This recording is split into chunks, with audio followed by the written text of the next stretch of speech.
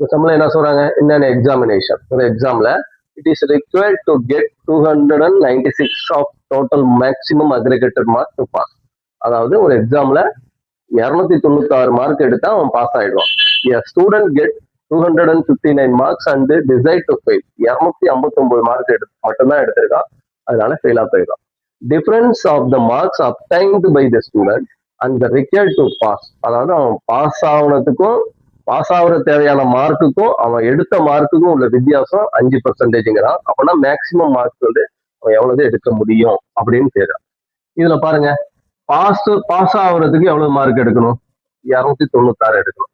அவன் ஆக்சுவலா அவன் எடுத்த மார்க் பாத்தீங்கன்னா 259. இது ரெண்டுத்துக்கும் வித்தியாசம் பாத்தீங்கன்னா இந்த 37. இதைதான் என்ன சொல்றான், 5%. அப்புறம் நமக்கு வேண்டுகிறது இதுல மேக்சிமம் மார்க்ஸ்னா மேக்சிமம் 100 தான், 100% தான். இது எவ்வளவுங்கிறான். இது இப்ப இருக்குங்க, இதால வகுத்துருவோம். 100 × 37 டிவைடட் பை 5 அடிச்சீங்கன்னா 7